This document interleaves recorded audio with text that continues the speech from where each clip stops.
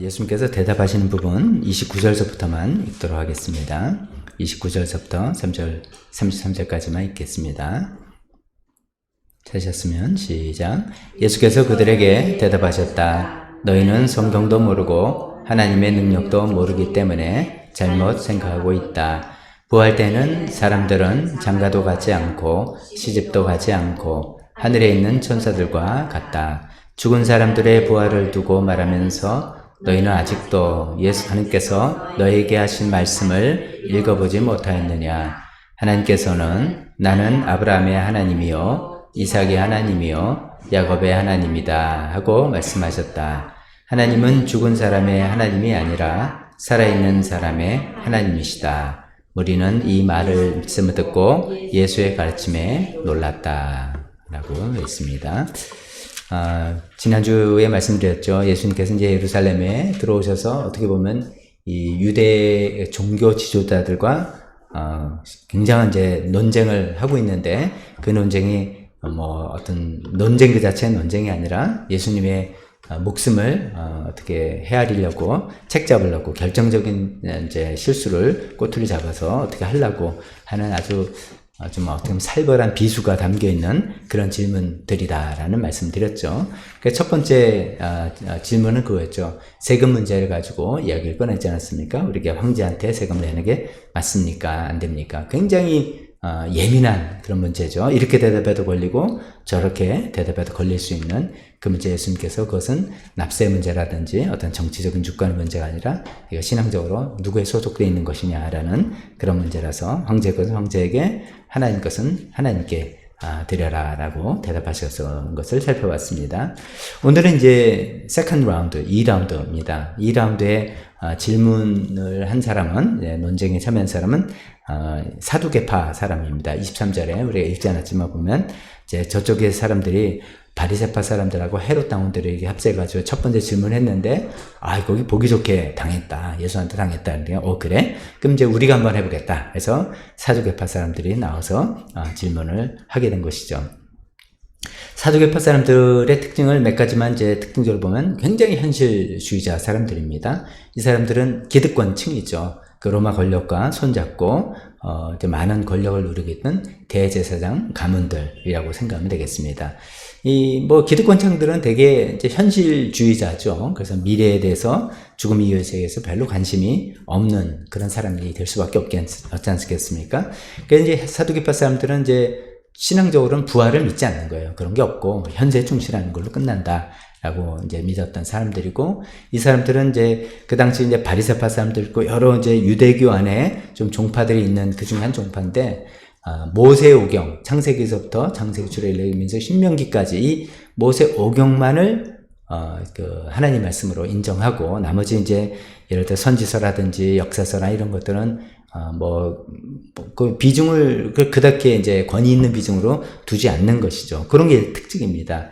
이제 현세에 충실하기 때문에 내세를 믿지 않고, 따라서 부활을 믿지 않고, 그 다음에 성경도 모세오경만을 인정하는 이제 그런 사람들입니다.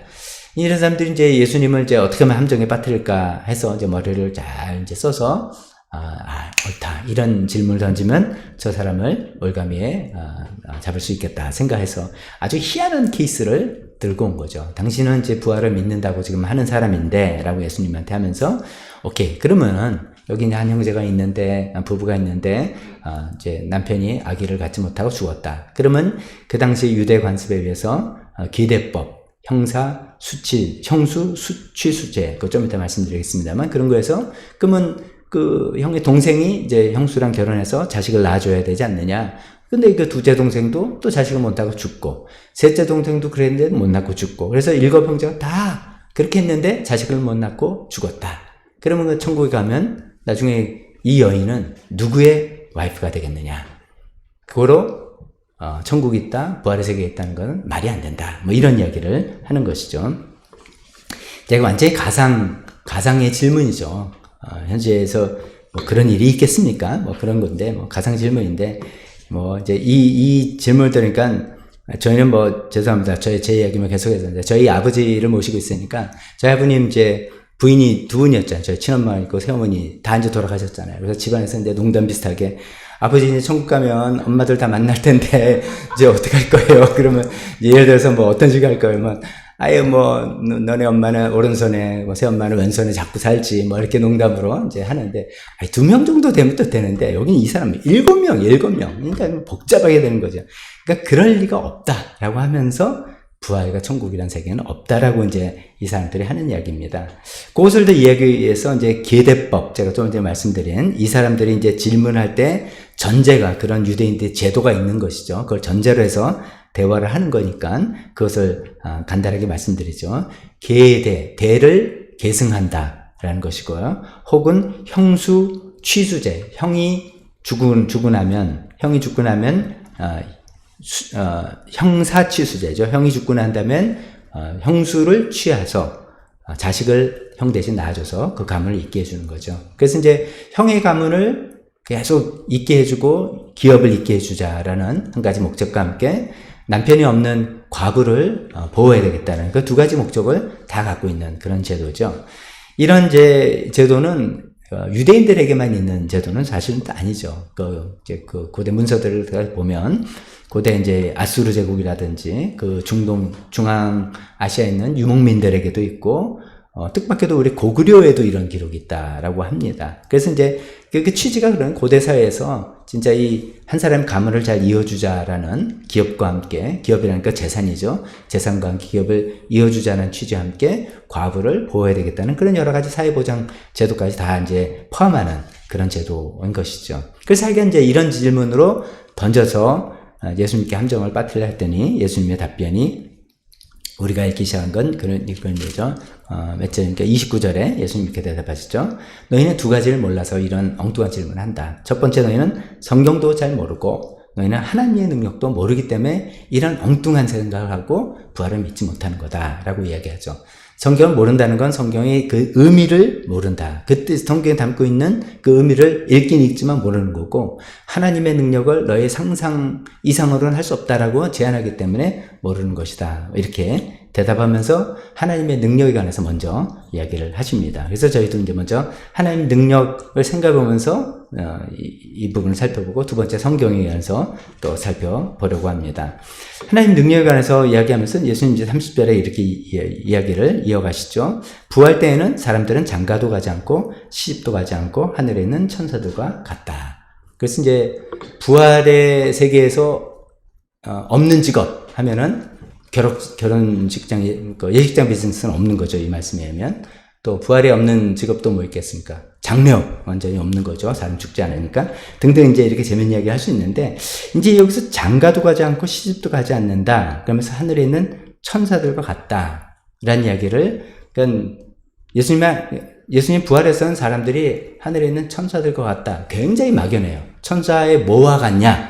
이렇게 생각할 때 뭐 천사처럼 우리가 흔히 말하는 것처럼 몸을 갖지 않은 영적인 존재가 된다는 거냐? 그러니까 몸은 없는, 바디는 없는 그런 뜻이냐? 아니면 우리 흔히 그리는 것 천사처럼 날개를 달는 뜻이냐? 뭐 그런 것인데, 그래서 이런 의미를 성경을 좀 잘 이해하기 위해서 제가 이제 가끔 그런 표현을 쓰죠. 병행구절이라는 게 있습니다. 그래서 비슷한 사건들을 마태복음을 썼는데 누가복음에도 비슷한 사건이 있으면 조금씩 표현들이 다르고 이야기 다르거든요. 같이 이렇게 연결해보면 이런 뜻이구나 좀 이해를 돕게 되는데, 요 이야기를 누가복음 20장에는 이렇게 이야기하고 있어요. 누가복음 20장 36절에 그들은 천사와 같아서 더 이상 죽지도 않는다. 그러니까 예수님께서 천사와 같다는 거는 죽지 않는다는 포인트를 이야기하려고 하시는구나. 영이니까 당연히 죽는 게 없겠죠. 그러니까 이제 부활 때는 사람들이 시집도 장가도 안 가고, 그렇게 하는 이유는 사람이 죽지 않기 때문에, 천사는 죽지 않는다. 그러니까 부활 때는 영원히 이제 죽지 않는, 죽음이 없다. 이런 걸 우리가 생각할 수 있겠잖아요. 근데 쉽게 생각할 수 있는데, 장가도 가지 않고 시집도 가지 않는다. 이런 이야기는 단순히 죽지 않는다 하고는 또 좀 다른 의미가 가미되는 거죠. 그 뭡니까? 장가와 시집으로 형성되는 결혼, 그거로 형성되는 육신의 가족. 이것이 지상의 세계하고는 굉장히 달라진다. 이런 얘기를 예수님께서 하시고 계시는 것 같습니다. 그러면 이제 이렇게 생각해 볼 수 있죠. 부활 세계에서는 우리가 이 세상에서 너무나 당연하고 어떻게 보면 가장 기본 단위이고 가장 소중하게 여기지는 결혼에 의해서 형성된 육신의 가정, 혈연 가정, 이런 것이 이 세상과 좀 다른 세상이 되는 거다라는 이야기를 예수님이 하신다는 것이죠. 이제 그거를 이제 결혼의 목적, 성경에서 이제 우리에게 알려주는 결혼의 목적을 뭐 사회적으로는 뭐 여러 가지로 의미가 있을 수 있습니다만 성경에서 우리에게 알려주는 결혼의 목적을 창세기를 통해서 이제 두 가지를 생각해보면 크게 두 가지라고 볼 수 있습니다. 하나는 친밀함을 서로 경험하는 거예요. 왜냐하면 하나님께서 처음 아담을 지으시고 그 아내 하와를 지을 때 그 지으면서 뭐냐면 혼자 있으니까 혼자 있는 게 보기 좋지 않았다. 외로워 보이니까 부인을 만들어서 같이 친밀한 사랑, 하나님의 사랑을 같이 경험하고 나눠보려는 그 목적으로 이제 만들어주셨다는 것이죠. 그래서 이제 성경에서 결혼의 첫 번째 목적은 그런 친밀한 사랑, intimacy, 영어로 이렇게 표현합니다. 그 친밀함을 같이 경험해 보기 위해서 하나님 결혼을 제도를 만드셨고, 두 번째는 창세기 그 위에 이제 이 가정을 축복하시면서 생육하고 번성하라 라고 이야기하셨으니까 그것은 우리가 흔히 말하는 자녀를 출산하고 하는 그런 생식의 기능인 것이죠. 이제 그렇게 크게 이제 두 가지로 창세기에 나오는 걸 통해서 친밀함과 생식 이런 거를 이렇게 생각해 본다면 부활의 세계는 사람이 죽지 않기 때문에 천사처럼 죽지 않는 존재가 되기 때문에 두 번째 생식이라는 의미로 인구가 늘어날 필요가 없는 거죠. 지금 우리나라는 출산율 떨어진 데가 난리가 났죠. 사실 그래서 뭐 이런 추세로 가면은 뭐 몇 년? 2050년? 뭐 2100년? 대한민국은 소멸된다. 뭐 이런 얘기 나오는 거죠. 계속 생식이 일어나고 출산이 일어나지 않으면 망하는 건데, 그러면 천국에서도 그냥 만약에 출산만 없다면 망하는 건데 사람이 안 죽으니까 괜찮은 거다 이거죠. 근데 이제 사람이 안 죽기 때문에 그 생식이 필요 없는 결혼의 두 번째 목적인 생식이 이제 결혼은 필요 없다라는 이야기를 예수님께서 담고 있는 것이고, 또 하나 생각해 보면 이제 첫 번째 의미였던 그 친밀함, 가족에서 부부관계에서 갖고 있는 친밀함, 가족에서 누리는 친밀함, 이것도 성경을 이렇게 쭉 보니까 요한계시록이나 이런 장면들 보면은 뭐 오히려 예수님이 신랑이고 예수님 믿는 모든 성도들을 교회라고 하는데 이 성도들 교회는 신부다 이렇게 이야기하죠. 그래서 이제 이 세상에서 말하는 신랑 신부 남편과 아내라는 그 은유를 쓰면서 이 관계가 마치 지상에서의 아주 친밀하고 좋은 관계, 부부 관계겠죠. 이런 것으로 묘사하고 있다는 거죠. 그러면 우리가 이제 하나님께서 결혼 제도를 주시면서 정말 부부간의 친밀함을 누려보라는 이런 것들이 천국에서는 오히려 예수님과 우리의 그 친밀한 관계로 치환되는, 대치되는 그런 거라는 것이죠. 그런 의미로서 천국에서는 부활의 세계에는 결혼이 없고 우리가 지상에서 알고 또 누리고 있는 그런 결혼 제도와는 다른 것이다라는 이야기를 한다고 우리가 볼 수 있습니다. 뭐 아까도 말씀드렸지만 우리가 살아가는 이 세상에서는 가정이 가장 기본적인 단위이고 혈연 관계가 가장 소중한, 그러니까 법적으로도 아니면 어떤 정서를 나누는 거는 이제 뭐든지 가장 먼저죠. 그게 이제 무슨 명절 때만 되면 그냥 다 명절 때 가족끼리 모이지 가족 아닌 사람들과 모이는 거 특히 우리나라에서는 거의 없죠. 그리고 특히 이제 어떤 상속이라든지 있어 법적 문제가 시작되면은 뭐 그냥 피를 나눴다 안 나눴다 이것 때문에 평소에는 피를 나누지 않았지만 정말 서로를 위해주고 아껴주고 제일 서로를 도와주는 관계를 할지라도 법적인 어떤 소송 문제라든지 특히 상속의 문제를 하면은 당신은 뭐 이 집 뭐 호족이 없으니까 완전히 제외되고 호족이 있는 사람들끼리 모든 법적 권리를 나누는 그런 제도로 가는 거예요. 다 이제 생각에 뭐 그래도 그건 맞아 이렇게 생각을 할 정도로, 어떻게 보면 불합리한데도 그렇게 생각할 정도로 이 사회는 결혼과 결혼으로 이루어지는 가정이 가장 기본적이고 가장 중요하고 가장 거기 핵심적인 관계라고 하는데 부활의 세계는 그렇지 않다. 예수님 그 얘기를 하십니다. 부활의 세계는 그렇지 않다. 완전히 다른 패러다임이 바뀌는 그런 세계가 된다.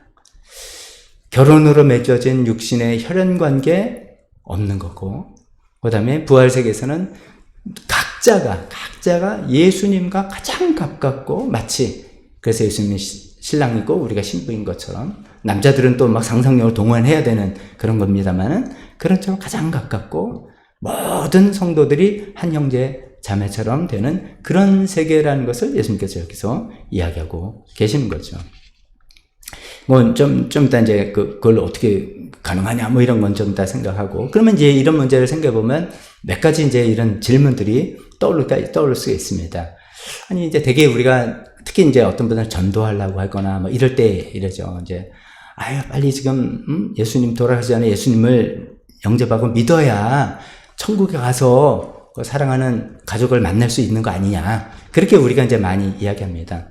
이 말은 맞기도 하고 조금 안 맞기도 해요. 맞는다는 건 뭐냐면 그 사랑하는 먼저 돌아가신 가족이 분명히 예수님을 믿었다면 천국에 계시고 그분을 만나는 건 사실이에요. 사실인데 오늘 예수님께서 하신 이 말씀을 가지고 생각해 본다면 그렇다고 거기서 똑같이 아버지와 아들 관계로 가는 것이나 부부 관계로 계속 가는 것은 아닐 수 있는, 사랑하는 관계는 분명하지만 지금과 똑같은 어떤 관계는 아닐 수 있는, 아닌 오히려 그런 것이죠. 제가 이제 우스갯소리로 이런 얘기도 들었어요. 어떤 이제 할머니, 할아버지 막 이제 할머니들한테 전도를 하면서 아유 뭐 예수님 믿어야지 천국을 가고 천국 가야지 사랑하는 이제 남편을 만납니다. 그랬더니 그 할머니가 그래요? 천국 가면 다시 영감을 만난다고요? 그럼 나 안 믿을래요.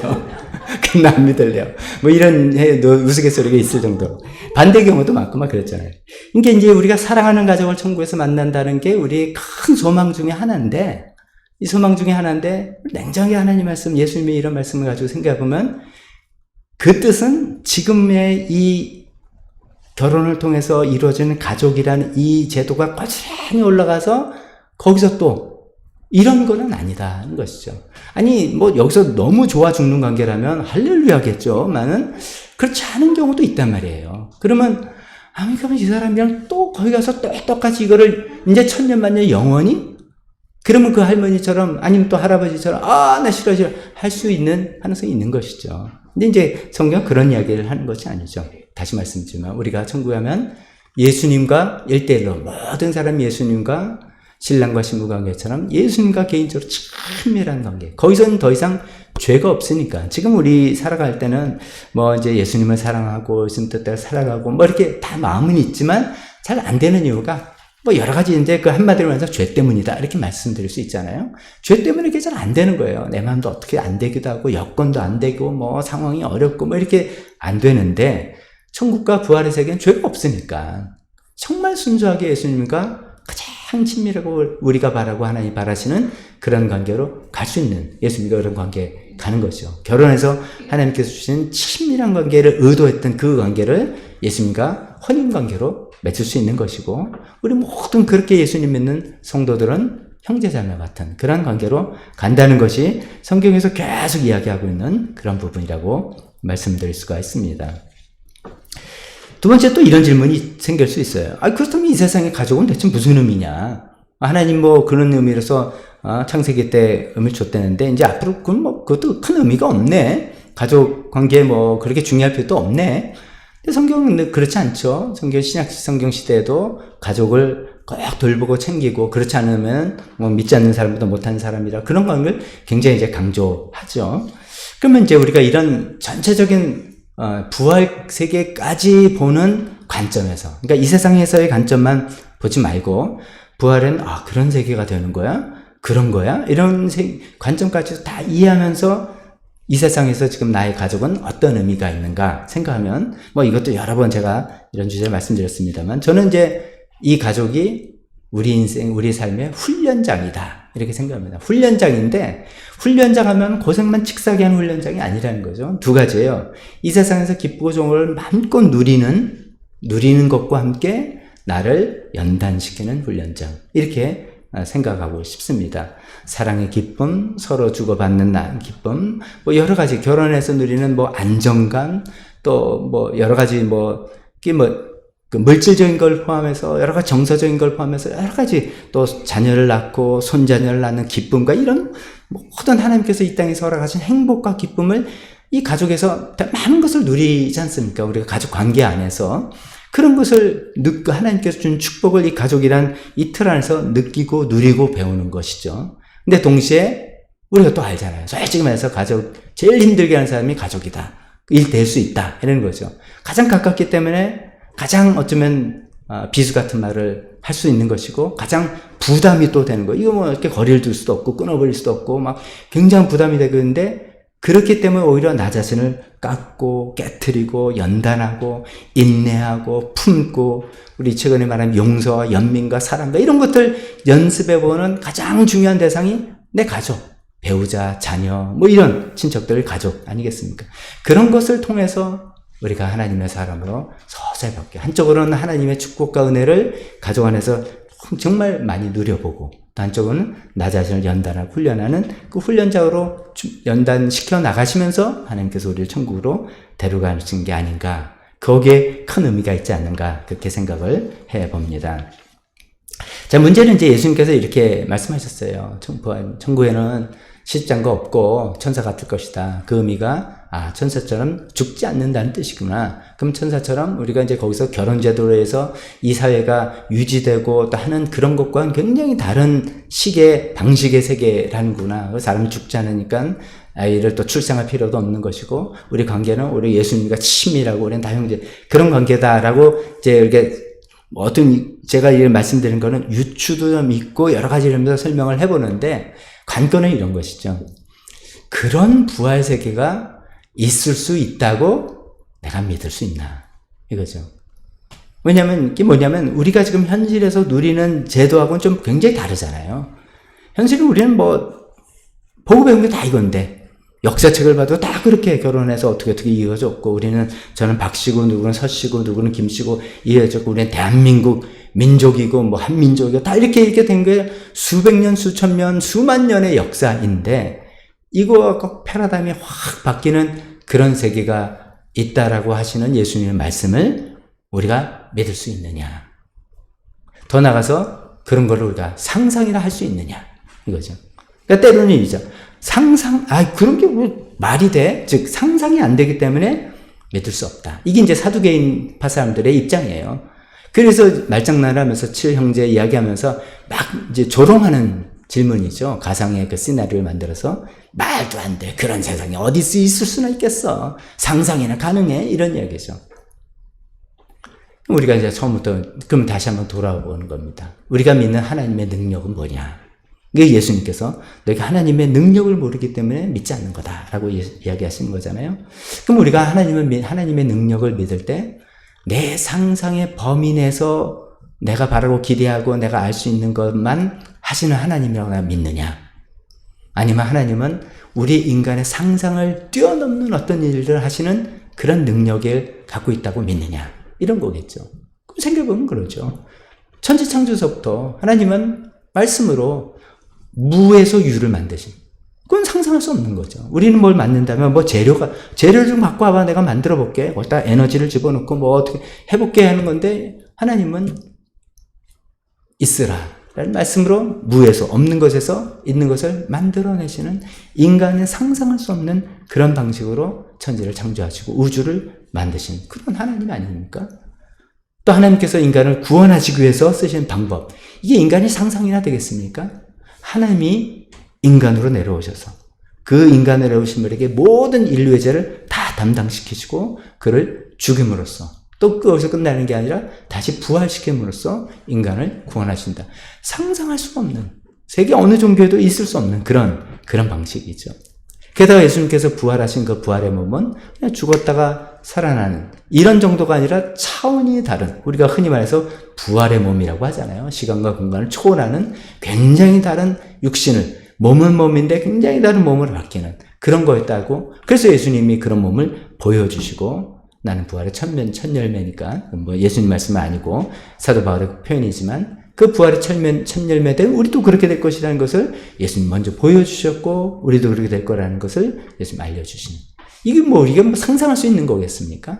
종교란 그냥 우리의 필요를 그냥 하는 비 좀 내려주고 뭐 좀 해서 인간의 필요 채워주고 아니면 그냥 마음의 위안 좀 얻고 뭐 이제 뭐 결혼식이나 무슨 저 중요한 예식할 때 그냥 인간끼리 하기는 좀 그러니까 신의 축복을 좀 받는다고 하면 다 좋잖아 뭐 그러면서 이렇게 하고 이런 신이 아니라는 거죠. 하나님이 이런 하나님이 아니라는 거죠. 인간의 생각과 상상을 뛰어넘는 그런 방식으로 창조를 하시고 구원을 하시고 우리 앞날을 인도하시오. 게다가 그런 거죠. 예수님 이제 더 나가서 재림하신 다시 오신다.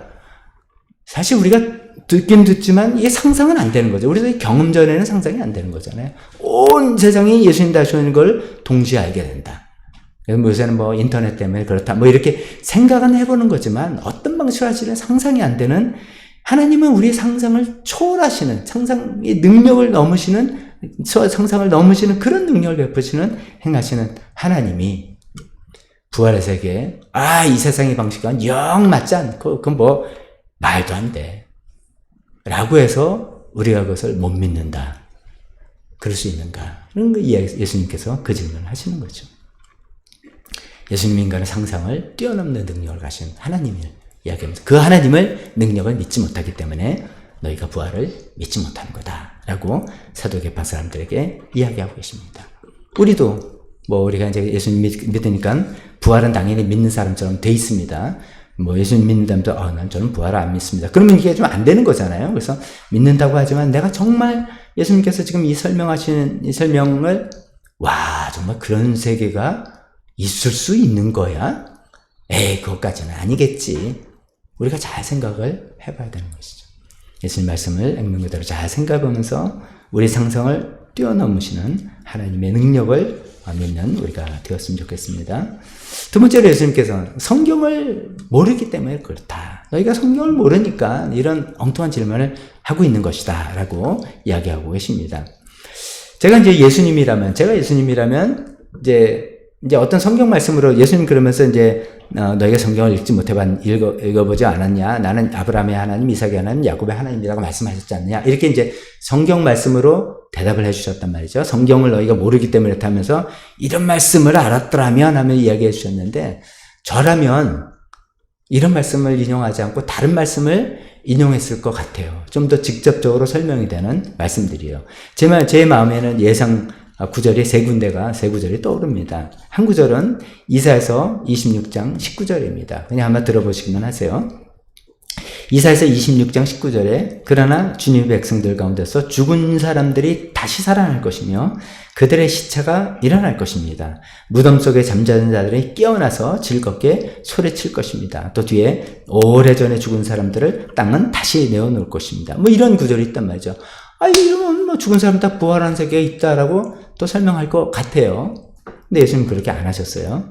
두 번째는 또 이런 구절을 생각할 수도 있겠어요. 다니엘서 12장 2절에 보면 그리고 땅속 티끌 가운데 잠자는 사람 가운데서도 많은 사람이 깨어날 것이다. 이게 뭐 땅속에 죽어서 땅속에 묻혔던 사람들이 다시 살아난다는 그런 표현 아니겠습니까? 그들 가운데서 어떤 사람은 영원한 생명을 얻을 것이고 또 어떤 사람은 수치와 함께 영원히 모욕을 받을 것이다. 예수님께서는 이 말씀을 염두에 두시고 비유로 이야기하면서 영생과 영벌로 갈 것이라는 이야기를 하셨다고 보고 있습니다.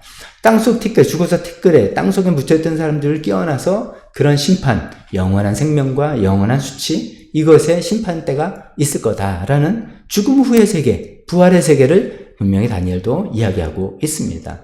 근데 이제 그것도 인용하지 않으시고 또 이 세 번째로 이렇게 이제 후보로 이런 말씀, 욥기 말씀을 인용할 수도 있을 것 같아요. 욥기 19장 25절에서 27절. 욥은 그런 고난을 받으면서 욥이 어떻게 그 힘든 고난을 견딜 수 있었을까의 비결을 우리가 엿볼 수 있는 그런 대목입니다. 이렇게 얘기합니다. 그러나 나는 확신한다. 욥이 하는 말이 내 구원자가 살아계신다. 나를 돌보시는 그가 땅에 우뚝 서시는 날이 반드시 오고야 말 것이다. 뭔가 이제 자기를 변호해주고 자기를 구원해줄 자가 있을 거라는 그 소망을 계속 갖고 있는 거예요. 근데 자기가 죽어서 없어버리면 끝이잖아요. 끝장인데 이렇게 이야기하죠. 내 살갗이 다 썩은 다음에라도 내 육체가 다 썩은 다음에라도 나는 하나님을 배울 것이다.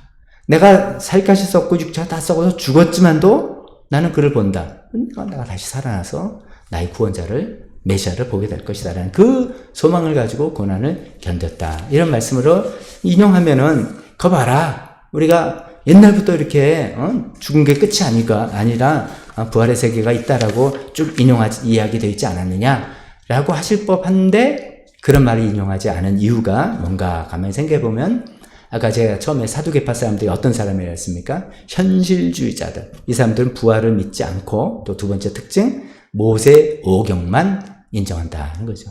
그러니까 지금 제가 말씀드린 이사야서라 욥기나 다니엘서는 모세오경이 아니란 말이에요. 그럼 그 얘기를 하면 이 사람들 그거는 우리가 권위를 인정하지 않는다. 그건 성경이 아니라 뭐 이렇게 이야기할 가능성이 있겠죠.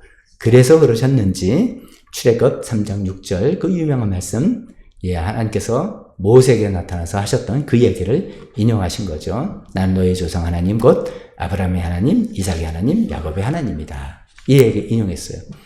이게 어떻게 보면 또 뜬금없어요. 아니 아브라함 우리가 이제 보통 출애굽기나 이런 데 볼 때는 와 하나님께서는 우리 조상의 하나님이다 이렇게 생각하는 거거든요. 그러니까 지금 내가 이제 여기 있는데 나와 그냥 나로부터 시작된 관계를 맺은 하나님이 아니라 우리 아브라함 이삭이 하는 조상들의 하나님이니까 대대로 우리 인도하셨던 하나님 이제 이런 뉘앙스가 강하게 많이들 사용하시는데 예수님은 그렇게 인용하지 않으시고 어쩌면 시제를 가지고 지금 이 이야기를 하시는 거예요. 시제. 그러니까 나는 아브라함의 하나님, 이삭의 하나님, 야곱의 하나님이었다. 어떻게 엄밀하게 말하면 그래야 되는 거예요. 모세한테 나타나서 모세로부터 한 1000년 전에 대충 말하면 1000년 전에 활동했던 아브라함 그래 1000년 전에 내가 아브라함을 내가 붙들려 했지. 근데 그 아브라함 죽고 없잖아. 그러니까 나는 아브라함의 하나님이었어. 예를 들면 이렇게 말을 하는 게 문법적으로 어떻게 보면 정확히는 더 맞는데 하나님 그렇게 말씀하지 않는다. 나는 아브라함의 하나님이다 라고 하시는 그 뉘앙스는 뭐냐면 아브라함은 지금도 나와 함께 살아있다 이 얘기를 한다는 거죠. 예수님이 그 포인트를 지금 잡고 있는 거예요. 예를 들면 이제 이렇게죠. 우리 말로도 이제 예를 들어서 이제 손자들한테 할아버지를 이제 좀 할아버지에 대해 좋은 점을 이야기하려면 그래 돌아가신 너희 할아버지 참 훌륭한 분이셨지. 이렇게 그분의 이제 우리가 이제 뭘 정확히 안 따지면 대충도 말합니다만 정확히 엄밀하면 그분은 참 훌륭한 분이셨어. 과거에 그분이 훌륭한 일을 하신 분이야. 라고 과거형으로 이야기해야지 돌아가신 너희 할아버지는 참 훌륭한 분이셔. 라고 하면 지금도 살아있고 있는 분이라고 생각해야 되는 거잖아요. 우리 일반 말할 때는 이렇게 엄밀히 안 따집니다. 압니다, 저도. 근데 이거 엄밀하게 따지면 그렇다는 거예요. 예수님이 여기서 그 포인트를 잡으시는 거예요. 하나님은 죽은 사람들의 하나님이 아니라, 오케이. 아브라함을 부르셨고 했지만, 아브라함 죽어서 끝났고, 이삭을 또 그 다음 불러서 끝났고, 야곱을 끝났고, 그 얘기를 하는 게 아니라, 이들은 지금도 하나님과 함께 계시다. 살아있다라는 이야기를 하고 있다는 그 이야기를 하시려고 출애굽기 3장 6절을 인용하셨다는 거죠. 이것도 역시 이제 이 말씀의 이해를 좀 더 우리가 도움을 받기 위해서 아까 이야기했던 똑같은 이야기가 나오는 누가복음 20장을 똑같이 연결해서 보면 누가복음 20장 38절에 더 구현 설명을 잘 해주고 있어요. 거기 이야기 나와요. 하나님은 죽은 사람들의 하나님이 아니라 살아있는 사람들의 하나님이시다. 그러면서 굉장히 중요한 구절이죠. 모든 사람은 하나님과의 관계 속에서 살고 있다. 한마디를 더 붙인다면 모든 사람은 하나님과의 관계 속에서 영원히 살고 있다. 사람이 한번 죽으면 끝이다? 가 아니다. 라는 거예요. 사람은 한번 살다 보면 끝이니까 그래 한번 사는 인생 그냥 내 마음대로 멋있게 한번 살아보자. 절대로 아니다는 거예요. 사람은 이 세상에 태어난 순간 거기서부터 영원히 하나님과 함께 살아가는 그런 존재다. 아브라함이 살다 훌륭한 일도 했고 실수도 했고 했는데 그 시대에 살고 그냥 끝나서 아브라함은 우리에게 역사적인 교훈을 주고 그냥 그런 사람으로 그냥 사라져버리는 인생이 아니라 이름만 남아있는 인생이 아니라 지금 이야기를 예수님이 하실 때도 아브라함은 하나님과 함께 계시는 죽은 자의 하나님이 아니라 살아있는 아브라함과 함께 있는 살아있는 사람의 하나님이다 라는 이야기를 하고 계시는 거죠. 굉장히 중요한 구절 같아요. 보통 우리가 이제 죽음 이후를 경험을 못하니까 죽었다가 요새는 임사체험이니 뭐 그런 것도 좀 케이스가 많죠. 의학시대 발달되니까 심폐소생하고 이래서 살아나는 그런 경우가 많아서 걷다 와서 뭐 어떤 이야기 여러 가지 보고가 많이 있습니다만 그래도 이제 그런 예외적인 말고 우리가 죽었다가 다시 금방금방 와가지고 이렇게 이야기는 안 하잖아요. 그러니까 이게 죽음 이유는 경험을 잘 못 해봤으니까 우리가 다 일반적으로는 사람은 죽으면 끝이야. 이렇게 생각을 하기가 쉽죠. 우리가 이제 예수 믿고 성경을 믿는 사람들이나 다르게 생각하죠. 사람은 죽으면 끝이야.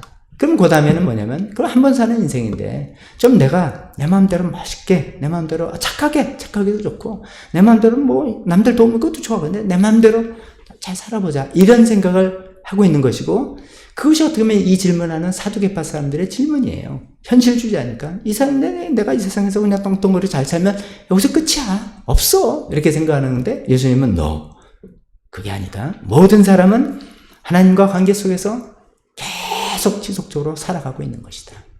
그래서 이 세상의 삶이 끝나면 천국과 부활의 세계에서 그 모양은 아까 말한 것처럼 십장가 없고 굉장히 이 세상의 제도와는 굉장히 다른 프레임의 그 패러다임의 제도를 살고 있지만 포인트는 영원히 관계를 맺으면서 살아가는 그런 세계가 있다라고 예수님께서 말씀하시는 거죠. 근데 그 세계에서 이제 우리가 죽음 이후에 영생을 얻을 것이냐, 영생으로 살아갈 것이냐, 영벌을 받으며 살 것이냐, 흔히 천국에서 살 것이냐, 지옥에서 살 것이냐는 너의 선택에 달려있다. 이런 얘기를 할 수가 있는 거겠죠.